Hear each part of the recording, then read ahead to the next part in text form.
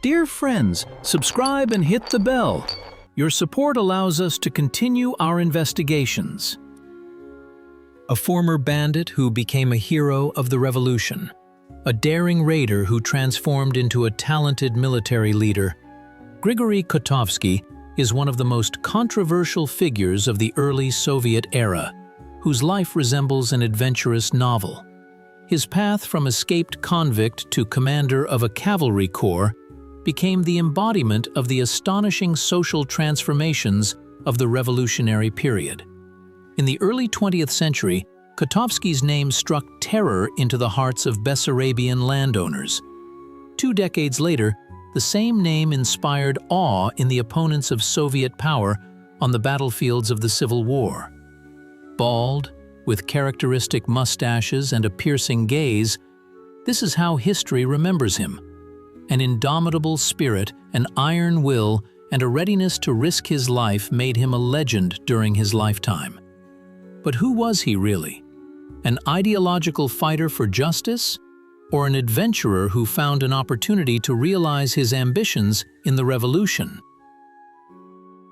Why did a man who survived dozens of shootouts and battles die at the hands of his own subordinate at a dacha near Odessa?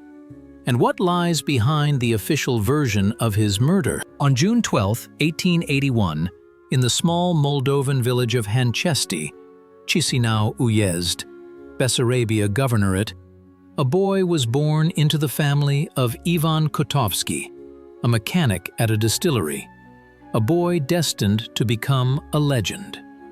Grigory was the 4th child in a family where an atmosphere of hard work and respect for knowledge reigned.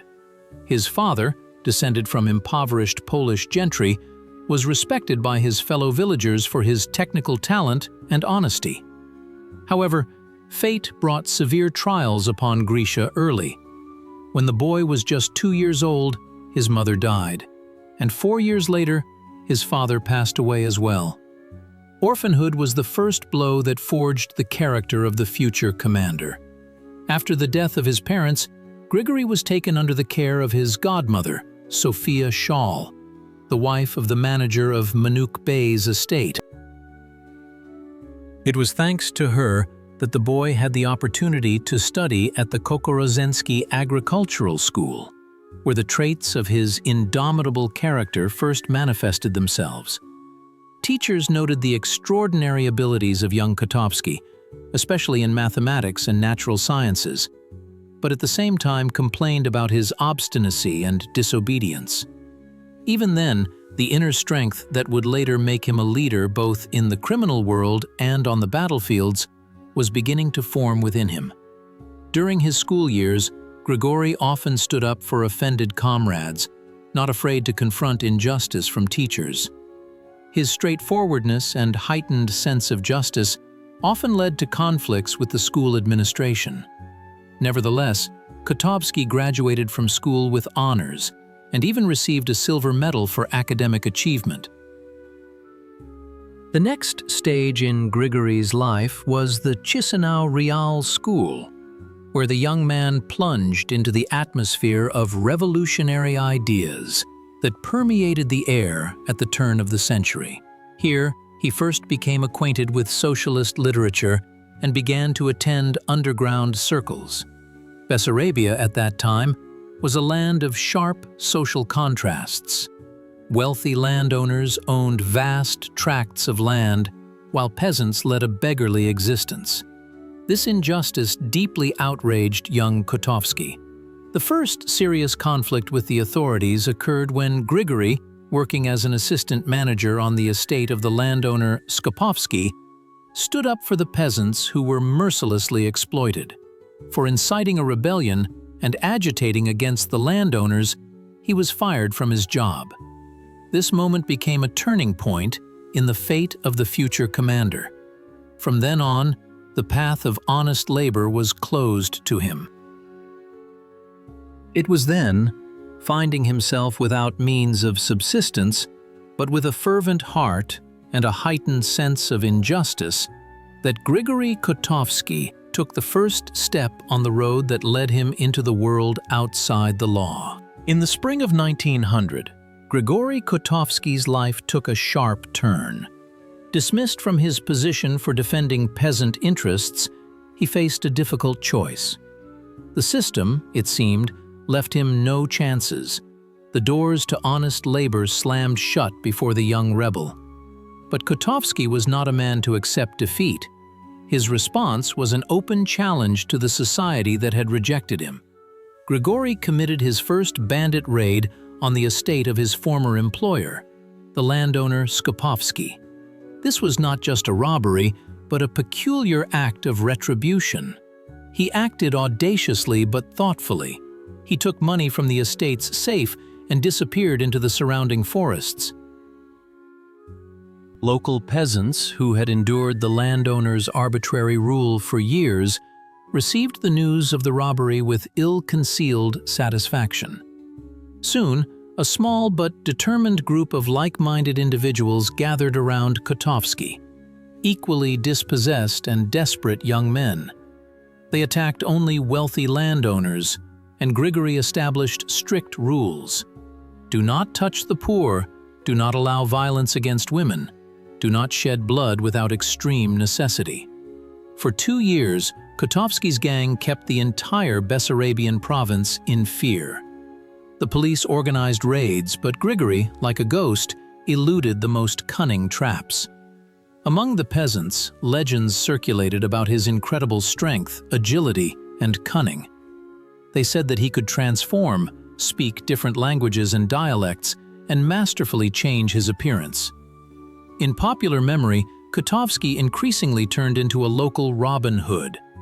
According to rumors, he distributed part of the loot to the poor, helped widows and orphans. How much these stories corresponded to reality is a debatable question, but they created a romantic aura of a folk protector around his figure.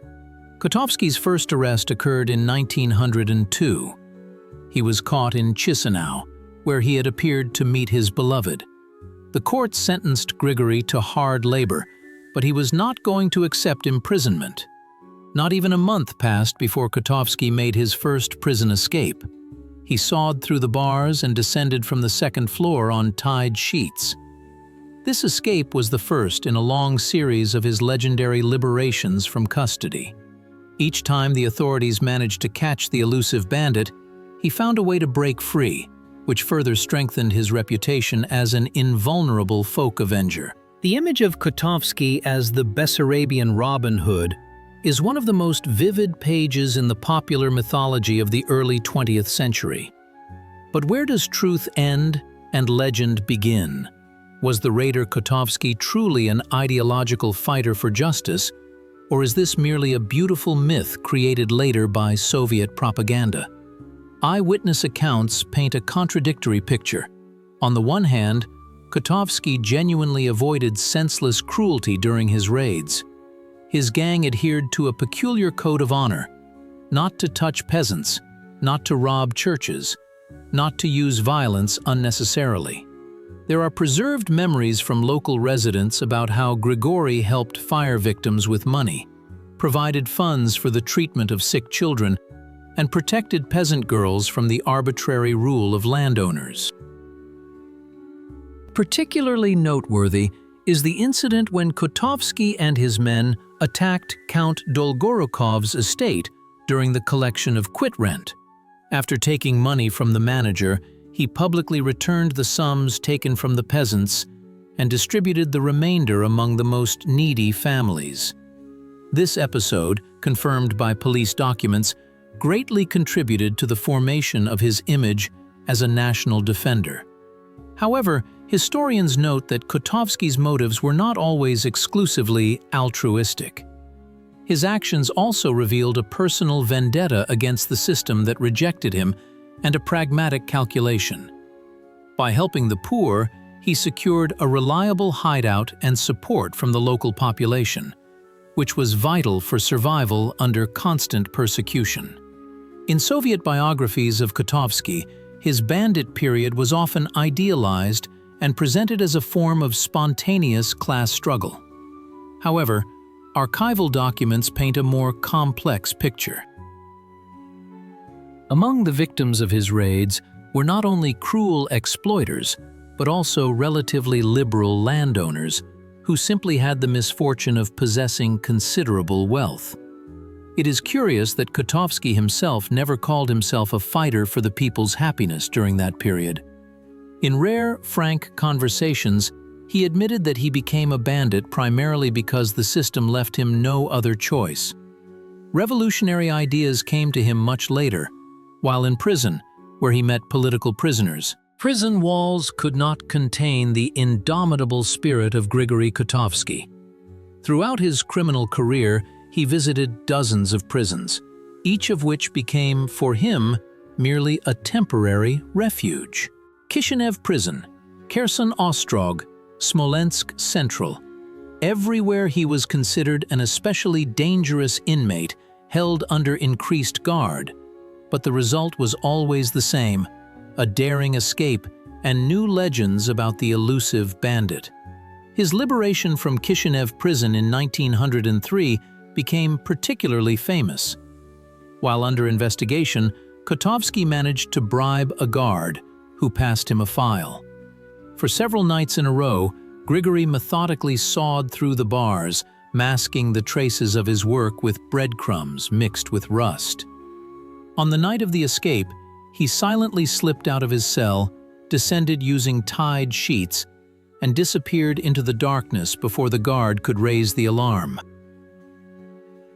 After another arrest in 1904, Kotovsky was transferred to the more secure Kherson prison. Here, he devised an even more daring plan.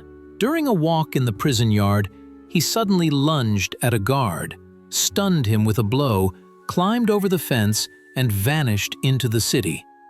The police scoured Kherson for several weeks, but Grigory, masterfully changing his appearance, managed to leave the city and return to his native Bessarabia.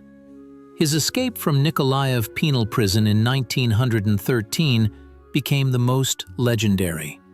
By this time, Kotovsky had already been sentenced to 12 years of penal servitude and was held in shackles. But even iron fetters did not become an obstacle for his freedom-loving spirit. For months, he prepared the escape, studying the prison routine, the location of guard posts, and weaknesses in the security system. On the day of the escape, Kotovsky feigned a serious illness and was transferred to the prison infirmary. There he managed to get rid of the shackles using a key made from a piece of wire. Waiting until night, he strangled the guard, took his uniform and weapon, and then calmly passed through all the prison posts, posing as a convoy guard leading an inmate for interrogation.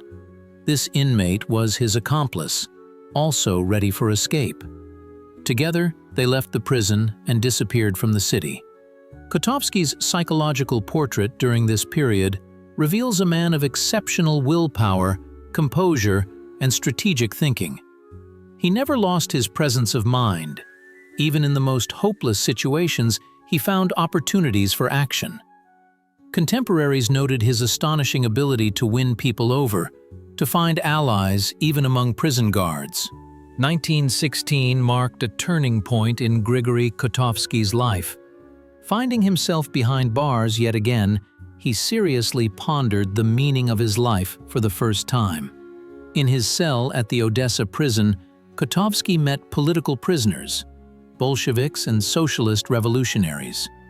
Long, nocturnal conversations about social justice, revolution, and the future structure of society made him reevaluate his own activities in a new light.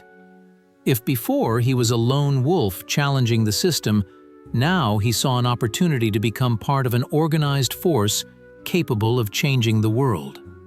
The political prisoners, in turn, quickly recognized the potential of the famous bandit. His authority among criminals, organizational skills, and personal charisma could become a powerful weapon in the hands of revolutionaries.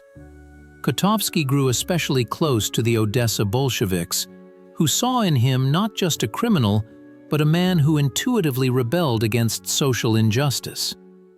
In the prison library, Grigory eagerly devoured revolutionary literature, From Marx's works to fresh Bolshevik newspapers, his natural intellect and analytical mind helped him quickly grasp new ideas. Gradually, the spontaneous rebel transformed into a conscious revolutionary, and his personal resentment towards society evolved into an understanding of the necessity for systemic change. The February Revolution of 1917 found Kotovsky in the death row cell of the Odessa prison. He had been sentenced to hang for a series of daring raids and the murder of a police constable. The execution was scheduled for a week later, but fate intervened. News of the Tsar's overthrow reached Odessa on March 2nd. Mass demonstrations began in the city. Revolutionary sailors and soldiers seized the prison and freed the political prisoners. The provisional government announced a broad amnesty, under which Kotovsky also fell.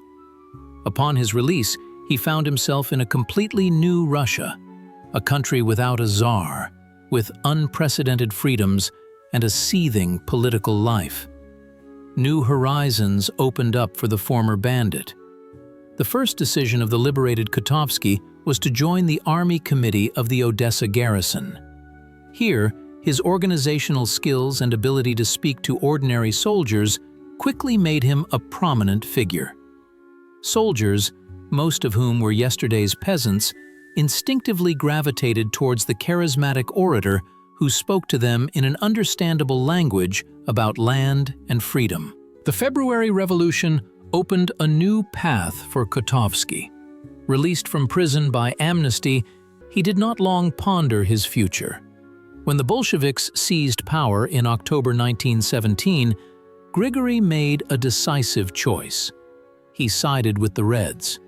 His first military unit was a small detachment of former criminals and revolutionary-minded soldiers, with whom he began the struggle against the Haidamaks and German occupiers in southern Ukraine. In Tiraspol, in the spring of 1918, Kotovsky formed a cavalry detachment, which soon became famous for its daring raids behind enemy lines. The former raider brought tactics of surprise and cunning to military affairs, which had previously helped him evade police roundups. His fighters appeared unexpectedly, delivered a lightning strike, and disappeared before the enemy could recover. The military command quickly appreciated Kotovsky's unique abilities. From a spontaneous partisan, he was transforming into a true commander of the Red Army. His talent was particularly evident in battles with Denikin's forces near Odessa, where his cavalry carried out a raid behind white lines, sowing panic and disrupting the enemy's supply system. Surprisingly, the former bandit turned out to be a born military strategist. He intuitively understood the psychology of battle, knew how to inspire fighters by personal example, and found unconventional solutions in the most difficult situations. In one battle, when his detachment was surrounded by superior enemy forces, Kotovsky ordered an attack in the most unexpected direction, directly at the headquarters of the White Guard unit. The audacity of the maneuver ensured success. The enemy was demoralized, and the Red Cavalry broke out of the encirclement. By the end of 1919, Kotovsky's detachment had grown to the size of a brigade. Under his command, not only former criminals fought, but also career military personnel, peasants, and workers. All of them were united by faith in their commander, who never hid behind the backs of his subordinates and was always the first to rush into attack. Former associates from his criminal past noted Kotovsky's astonishing transformation. If before he was a cold-blooded and calculating raider, now qualities of a true leader emerged in him: care for people, strategic thinking, the ability to see perspective. He strictly monitored discipline in his units, severely suppressed looting and violence against the civilian population. Kotovsky's ability to operate in the complex, changing environment of the Civil War, where the front line was blurred and the enemy often disguised themselves among civilians, proved particularly valuable to the Red Army. His experience of underground life allowed him to accurately identify enemy spies and prevent sabotage. The Civil War became a true element for Kotovsky. In battles against Denikin's and Wrangel's forces in southern Russia and Ukraine, he revealed himself as a brilliant tactician and strategist. His distinctive style, lightning-fast cavalry raids behind enemy lines, struck terror into the White Guards. In the summer of 1920, Kotovsky's brigade participated in the defeat of Polish interventionists near Kiev, and was then transferred to the southern front to fight Wrangel. At a critical moment of the White offensive on Kakhovka, it was Kotovsky's men who delivered a flanking blow that thwarted the enemy's plans. Contemporaries recalled how Grigory Ivanovich personally led the cavalrymen into attack, always being in the front ranks. His characteristic figure with a shining bald head and magnificent mustache was clearly visible in battle, which instilled confidence in the fighters. Once, when the Whites broke through the front near Mykolaiv, Kotovsky, with a handful of fighters, held the crossing over the southern Bug for 6 hours until the main Red forces arrived. Fighting behind enemy lines, he skillfully used reconnaissance, often dressing his men in enemy uniforms. In one such operation, Kotovsky's men, disguised as White Guards, captured the headquarters of an enemy division along with operational documents. Kotovsky's tactical methods were studied in military academies: feigned retreat to lure the enemy into an ambush, unexpected night raids, disguise as local residents. His brigade became especially famous in the battles for Perekop in the autumn of 1920. When frontal attacks on the fortified White positions failed, Kotovsky proposed a daring plan, crossing the Sivash. His cavalrymen were the first to cross the, quote, zero, and struck the rear of Wrangel's forces, ensuring the overall success of the operation. By the end of the Civil War, Kotovsky's brigade had turned into a formidable force, combining high maneuverability with powerful strike potential. The brigade commander created a unique system for training fighters, where special attention was paid to trick riding, cold steel mastery, and accurate shooting. Kotovsky's men were renowned for their iron discipline in battle and incredible devotion to their commander. After each battle, Grigory personally visited the wounded, knowing each fighter by name. There were practically no deserters in his units, a rare phenomenon for the Civil War. When the main White forces were defeated in early 1921, Kotovsky's brigade was transformed into a cavalry division and sent to fight numerous insurgent detachments operating in Ukraine. In these operations, another side of Kotovsky's military talent emerged: the ability to wage maneuver warfare against an elusive enemy. He often told his commanders, "To defeat partisans, you must become the best partisan yourself."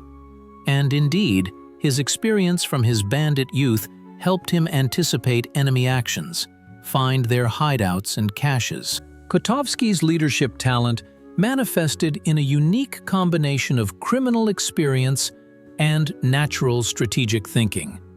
His leadership style was characterized by strictness and, at the same time, an extraordinary closeness to his fighters. The former bandit perfectly understood the psychology of ordinary people, knew how to speak with them in their language without resorting to revolutionary slogans and party rhetoric. This created a special atmosphere in his units. The fighters followed him not out of fear or ideological convictions, but out of personal loyalty to their commander. Kotovsky never sat out in headquarters. Even after becoming a corps commander, he continued to personally lead cavalrymen into attack, sharing all the hardships of campaign life with them. Quote, zero. He strictly adhered to this principle. During night halts, Grigory Ivanovich often walked around the unit's positions, conversed with ordinary fighters, knew many by name, and remembered their personal stories. In his relations with higher military leadership, Kotovsky displayed independence and straightforwardness. He could argue with the front commander, defending his vision of an operation, and often turned out to be right. Frunze, under whom Kotovsky fought against Wrangel, valued him for his unconventional thinking and intuition. "Kotovsky feels the battlefield like a wolf feels the forest," he would say. A distinctive feature of Grigory Ivanovich's command style was his ability to foster personal loyalty. An unspoken code of honor operated in his units, largely reminiscent of thieves' concepts: not to betray one's own, to keep one's word, to fairly share difficulties and spoils. At the same time, he severely punished marauders and rapists, understanding that such actions undermined the authority of the Red Army among the local population. Kotovsky's criminal experience found unexpected application in military affairs. His scouts, trained in methods of conspiracy and disguise, penetrated into the very lair of the enemy. The ability to plan raids helped organize sudden cavalry forays. Even knowledge of prison customs came in handy during interrogations of prisoners.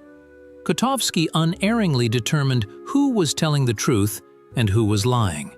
In Kotovsky's units, there was a special atmosphere of free-spiritedness, which often came into conflict with party discipline. Political workers complained that the brigade commander allowed guerrillaism and anarchic sentiments in his units. Indeed, Kotovsky relied more on the personal loyalty of his fighters than on ideological motivation. He could turn a blind eye to some breaches of regulations if a fighter proved himself in battle. This duality between revolutionary discipline and free-spiritedness created tension in Kotovsky's relations with the party leadership. He was respected as a talented commander, but not fully trusted as a convinced Bolshevik. Grigory Ivanovich himself, although he joined the party in 19, was never a dogmatist. For him, the revolution was primarily a path to a just society, not the triumph of a specific ideology. The spring of 1921 presented Soviet power with a new threat: a powerful peasant uprising in the Tambov Governorate led by the socialist revolutionary Alexander Antonov. Tens of thousands of armed peasants, dissatisfied with grain requisitioning and the repressive policies of the Bolsheviks, controlled significant territories, paralyzing the work of Soviet authorities. To suppress the uprising, a special group of troops was created under the command of Mikhail Tukhachevsky. Grigory Kotovsky's cavalry brigade was also part of it. When Kotovsky arrived in Tambov, the situation was critical. Antonov's detachments, perfectly familiar with the terrain and enjoying popular support, easily eluded pursuit. Ordinary army methods of combat did not work here. A person capable of thinking outside the box was needed, and Kotovsky was ideally suited for this role. He quickly understood the main problem: the inability to distinguish between a peaceful peasant and an insurgent. By day, Antonov's men worked in the fields, and by night they took up arms. Kotovsky proposed a new tactic to Tukhachevsky: the creation of mobile cavalry groups capable of operating autonomously and reacting instantly to the appearance of the enemy. His brigade was divided into small detachments that controlled a significant territory. A distinctive feature of Kotovsky's methods was intelligence work. He sent his men, disguised in peasant clothes, into villages to identify Antonov's accomplices and weapons caches. Often, Grigory Ivanovich himself, a master of disguise since his bandit days, went on reconnaissance. Once, dressed as a traveling merchant, he spent a whole day in a village where the headquarters of one of Antonov's large detachments was hiding, and returned with invaluable information. In the fight against Antonovshchina, the dark side of Kotovsky as a commander also manifested itself. By Tukhachevsky's order, harsh measures were applied to the population harboring insurgents. Hostages were taken from among Antonov's relatives, show trials were held, and entire villages that actively supported the rebels were subject to eviction. Kotovsky, although he carried out these orders, tried to act selectively, punishing only active accomplices and sparing those who helped the rebels under duress. This struggle presented Kotovsky with a complex moral choice. On the one hand, he understood the justice of many of the peasants' demands, but on the other hand, he saw that the victory of Antonovshchina would mean the collapse of Soviet power and the return of the old order. In rare conversations with close associates, he admitted that the methods of suppressing the uprising were excessively cruel, but justified them by military necessity. A decisive role in the defeat of Antonovshchina was played by the operation to eliminate the main forces of the rebels in June 1921. Kotovsky developed a cunning plan. He spread misinformation about the movement of his brigade, forcing Antonov's men to concentrate their forces for an attack. When the rebels emerged from the forests, they were met not by a weak detachment as they expected, but by Kotovsky's entire brigade, reinforced with artillery. In this battle, Antonov's main forces were defeated, and he himself fled with a small group of supporters. After the defeat of the Antonov uprising, Grigory Kotovsky's star shone even brighter. His merits were recognized by the country's highest military leadership, with the Order of the Red Banner personally presented to him by the chairman of the Revolutionary Military Council, Leon Trotsky. This moment became the symbolic beginning of a new stage in the career of the former bandit, his transformation from a combat commander into a high-ranking military leader. In 1922, Kotovsky was appointed commander of a cavalry division, and just 2 years later, he headed the 2nd Cavalry Corps, a formation that included several divisions and auxiliary units. For a man without military education, who began his path in the criminal world, this was an exceptional achievement. In his new position, Kotovsky's administrative talents were revealed. He proved himself to be a skilled organizer who created an effective system of combat training. The Corps commander paid special attention to cavalry art. His corps was famous for its virtuosic trick riding and mastery of the blade. At the same time, Grigory Ivanovich did not forget about technical innovations, actively introducing armored vehicles and machine gun carts into cavalry units. The post-war period opened the doors of the highest political circles to Kotovsky. He repeatedly met with Lenin, who valued his directness and practical outlook on things. Particularly close relations developed with Frunze. They met during the battles for Perekop, and Mikhail Vasilyevich recognized in the former bandit an extraordinary military prodigy. Relations with Trotsky were more complex. The chairman of the Revolutionary Military Council respected Kotovsky as a combat commander, but was wary of his past and independent character. In turn, Grigory Ivanovich, although he recognized Trotsky's organizational talent, often disagreed with his harsh methods of army leadership. One of the key factors in Kotovsky's rapid career growth was his amazing charisma. He knew how to find common ground with any interlocutor, from a rank-and-file Red Army soldier to a member of the Politburo. In his presence, even seasoned revolutionaries succumbed to the charm of this unusual man. Voroshilov recalled how, at one of the receptions in the Kremlin, Kotovsky made the usually stern Dzerzhinsky smile with his colorful stories about escapes from Tsarist prisons. Behind the ceremonial facade of the revolution's hero lay a living person with his own weaknesses and contradictions. Kotovsky's personal life remained a mystery to the general public, but those close to him knew a different Grigory, passionate, emotional, capable of deep feelings. Officially, Kotovsky was married to Olga Petrovna Shkuleva, a modest teacher from Odessa. Their marriage, concluded in 1920, was a strong union of two very different people.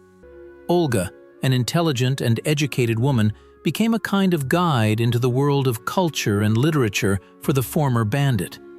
A son, Grigory, was born to the family, whom his father adored and pampered at every opportunity. However, behind the facade of an exemplary family life hid the regimental commander's numerous love affairs. Contemporaries recalled that Kotovsky could not resist female beauty. In every city where his corps stopped, he acquired new infatuations. Some of these romances were fleeting, others lasted for years. Particularly well known was his affair with Maria Skvirskaya, a young actress from the Odessa theater who bore him a daughter. Kotovsky, despite the extramarital nature of these relationships, recognized the child and provided financial support. His high position allowed Kotovsky to lead a lifestyle unavailable to ordinary citizens of the young Soviet Republic. He had at his disposal luxurious mansions, cars, and expensive possessions. He loved good cuisine, collected wines, and did not hide his passion for beautiful things.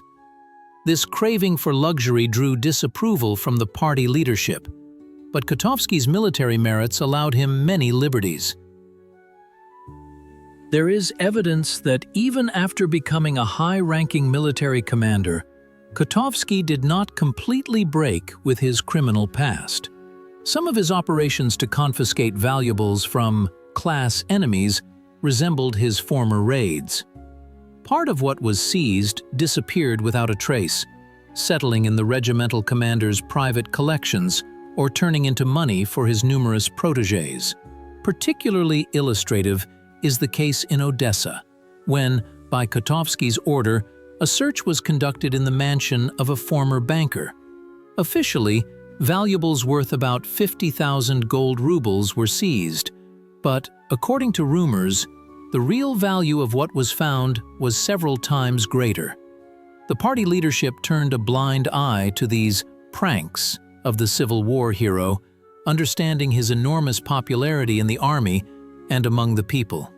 Moreover, Kotovsky was never noticed in political intrigues or opposition activities, which in those years was valued more than personal honesty. This duality, a hero in public and a man with weaknesses in private life, makes Kotovsky's figure particularly interesting for historical analysis.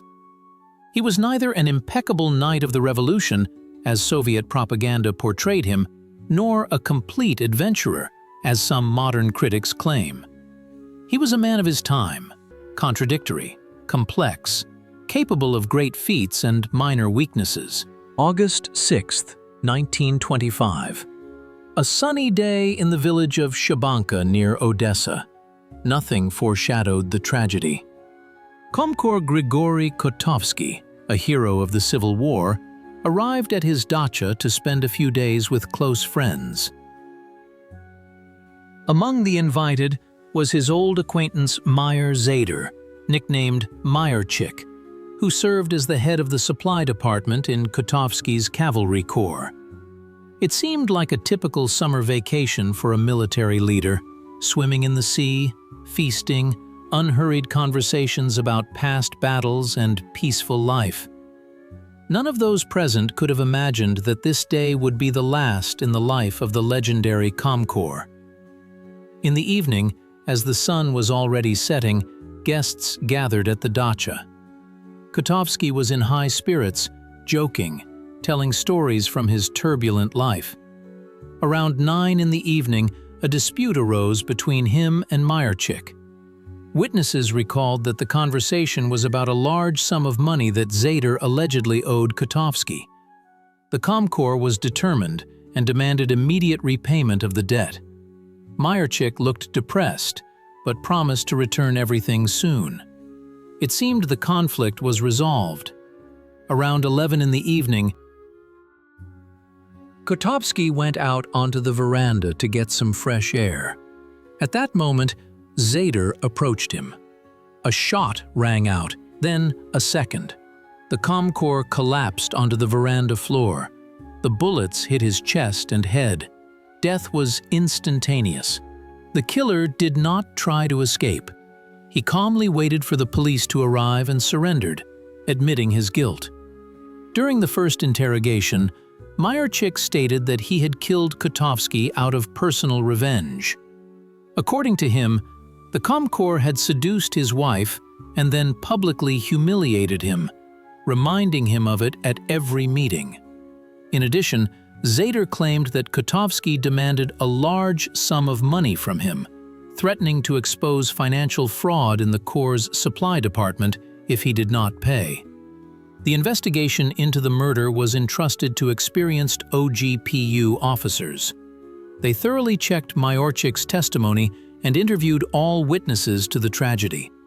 The picture of the Comcorps' last hours was reconstructed minute by minute.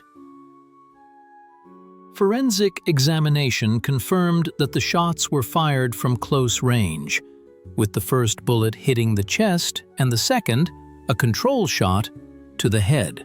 Such a pattern indicated the professionalism of the killer. The investigation established that Zader indeed had serious financial disagreements with Kotovsky. A large shortage was discovered in the Corps' supply department. Meyerchik, fearing exposure, decided to eliminate the Comcorps. However, many details of this case raised doubts. Why did Zader, knowing about the upcoming conversation with Kotovsky, take a weapon with him in advance? Why, after the murder, did he not try to escape, but calmly waited for his arrest? And most importantly, how did a man with a criminal past, who knew the value of life, decide to kill his powerful patron, understanding that retribution was inevitable? Kotovsky's body was delivered to Odessa, where a farewell ceremony was held for the legendary commander. Thousands of people came to pay their last respects to the hero of the Civil War. The Soviet government decided on a solemn funeral and the perpetuation of the Comcorps' memory. But behind the official investigation and the grand funeral lay unanswered questions. Kotovsky's death seemed too simple for a man with such a complex destiny, and although the official version of personal revenge was accepted, many contemporaries felt that there was something more behind this murder than a domestic conflict between a superior and a subordinate. The official version of Kotovsky's murder seemed too simple and straightforward. Personal revenge, a domestic conflict. These explanations did not match the stature of the slain Corps commander. It's no surprise that soon after the tragedy in Shabanka, alternative versions of what happened began to circulate, many of which pointed to the political nature of the crime. The first and most common theory linked the murder to intra-party struggle. By the summer of 1925, the confrontation between Stalin's and Trotsky's supporters had reached a critical point. Kotovsky, despite his loyalty to the party, did not hide his sympathies for Trotsky, under whom he fought in the Civil War. According to some reports, shortly before his death, the Corps commander received a letter from the disgraced People's Commissar for Military and Naval Affairs and even planned a meeting with him. For the Stalinist faction, such a popular military leader with independent views posed a potential threat. Another version pointed to the possible involvement of the OGPU leadership in the murder. Rumors circulated that Kotovsky possessed compromising information about the financial machinations of high-ranking Chekists and was preparing to present these materials personally to Dzerzhinsky. It is characteristic that the investigation into the Corps commander's murder was conducted with clear violations. Key witnesses were not properly interrogated, material evidence mysteriously disappeared, and the investigation process itself was unjustifiably prolonged. The fate of Kotovsky's killer deserves special attention. Meyer Zader was sentenced to 10 years of imprisonment, a surprisingly lenient punishment by the standards of that time for a man who killed a hero of the revolution. Even stranger is the fact that, just 2 years later, Meyerchik was released early under an amnesty. After his release, he returned to Odessa, where he led a quite prosperous life, working as an accountant in an artel. It seemed that high-ranking patrons reliably protected the corps commander's killer. However, in 1937, when the Great Terror unfolded in the country, Zader was suddenly arrested and shot without trial. Many researchers see this as an attempt to get rid of a dangerous witness who might have known the true masterminds of the murder. There is also a version about the involvement of foreign intelligence services in Kotovsky's murder. The former bandit, who became a Soviet military leader, maintained contacts with underground groups in Romania and Bessarabia. These connections could have been used by Soviet intelligence for subversive activities in territories that the USSR considered its own. Kotovsky's elimination could have disrupted these channels and weakened Soviet influence in the region. It is noteworthy that after the corps commander's death, many of his comrades from the Bessarabian underground also died under mysterious circumstances. Finally, the criminal trail in the murder cannot be ruled out. Despite his high position, Kotovsky maintained ties with the criminal underworld, especially in Odessa.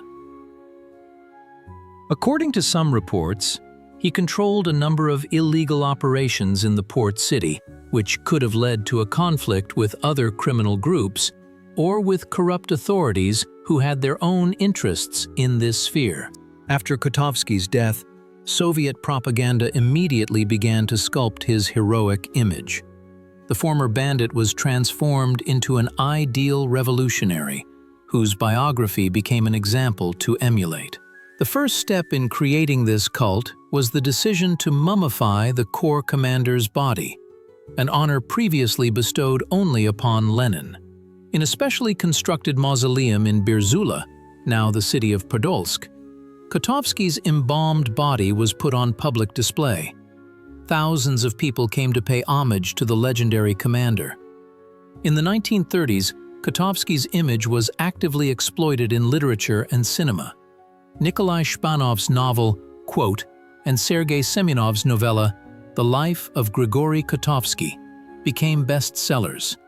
But true popularity came with the film Kotovsky, directed by Alexander Faintzimmer in 1937. The film depicted the corps commander as an ideological fighter against exploiters, completely ignoring the controversial aspects of his personality. Cities, streets, collective farms, and military academies were named in Kotovsky's honor. A memorial museum was established in his native village, carefully preserving the hero's personal belongings, from his saber to items of clothing. Children studied the corps commander's biography in school, and pioneer detachments competed for the right to bear his name. However, with the collapse of the Soviet Union, a re-evaluation of many historical figures, including Kotovsky, began. In the 1990s, publications emerged revealing unsavory aspects of his biography. Cruelty during the suppression of peasant uprisings, involvement in financial schemes, and connections with the criminal underworld even during his command of the corps. Modern historians attempt to find a balance between Soviet heroization and post-Soviet demonization of Kotovsky. Most researchers acknowledge his undeniable military talent and organizational skills, but do not turn a blind eye to the moral duality of his personality. Kotovsky is viewed as a product of his time, an era when revolutionary expediency often superseded universal human values. Of particular interest is the transformation of Kotovsky's personality, the psychological journey from criminal to military leader. Was this a genuine ideological conversion or merely a pragmatic adaptation to new realities? This question remains open for discussion.